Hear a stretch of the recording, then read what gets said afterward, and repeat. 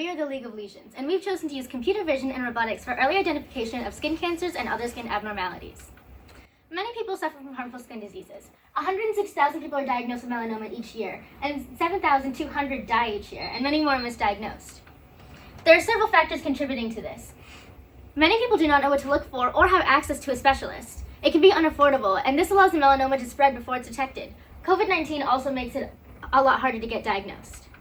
I'm Maria. Our goal is to have a computer or robotic system to perform differential diagnosis with the technical term, which is the technical term for classifying the skin lesions.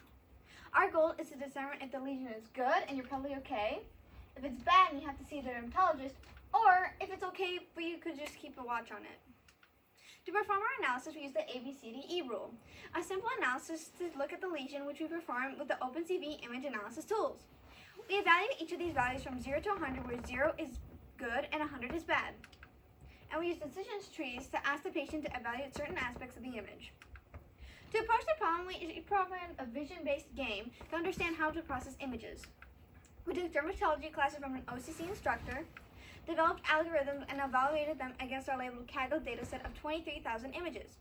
Our solution is a computer vision-based screening tool.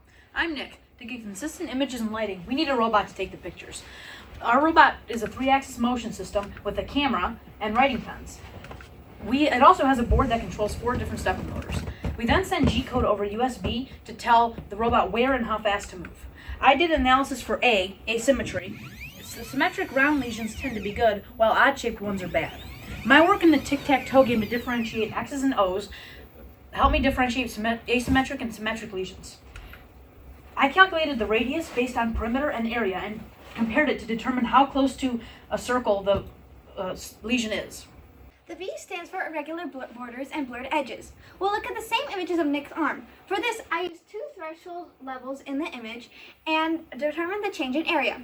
If the area stays constant for large changes in threshold, then the borders are not blurred. If the area changes greatly between the inner border and the outer border, then we know that we have a blurred edge. Hi, I'm Melina. I programmed a game called Candyland with the cards have many different colors that I have to differentiate between. With this in mind, I used the criteria of color to determine if a lesion was concerning, meaning if there's too much color variation, a lesion may be harmful. To begin analysis, first I pick a lesion, and I mask off the surrounding skin.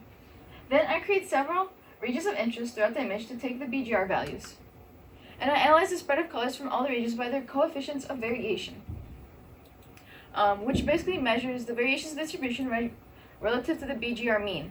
If in at least 2 channels, the variation of distribution is relatively high compared to that of the mean, then lesion's color is determined to be concerning. D is for diameter. The larger the lesion, the more dangerous the lesion can be. We placed a dime on Nick's arm as a reference so we can measure the diameter. First, we identify the dime. We calculate the minimum bounding rectangle, and then take the average side length. We know a dime is 18 millimeters across, so that means that there are 9.42 pixels per millimeter. The lesion on Nick's arm is 13.7 by 11.8 millimeters. Hi, I'm Alex, and the final criteria is evolving. Now I'll have the robot take another picture of Nick's arm where we have grown the lesion in diameter. We need to make sure that the lighting and the threshold stay constant. Based on Shreya's diameter calculations, we can calculate the area of the lesion. As you can see, it is increased by 5 millimeters. If the changes are significantly different, then it has evolved, which it has. I investigated dermatofibromas, which are benign and are quite easy to identify. For this, we show a number of examples and ask the patient if it is similar to theirs. Nick's lesion doesn't seem to resemble any of those, so I'll hit no. I study melanocytic nevi, which are known as common moles or birthmarks. Here, we ask if it is similar to one of these. They are identified with smooth edges, consistent color, and have usually been around for a long time, so therefore they're not evolving. Nick's lesion just showed up, so I'll hit no. I studied actinic keratosis. These have 3 stages. First, a red pseudonetwork, then a strawberry pattern, and finally, a yellow-white pattern. The best way to identify them is through the yellow and white targetoids. I don't see them in Nick's lesion, so I'm going to press no. 2 additional benign lesions are angiomas, which Alex studied, and angiokeratomas, which I studied. Here we see the septa and lacunae. Notice the light red color of the angioma. If the distinctive pattern you see is probably okay. The darker color of the angiokeratomas can be easily misdiagnosed as a melanoma, though. So I see the distinctive lacunae and septa, so this is most likely an angioma. I'll hit yes.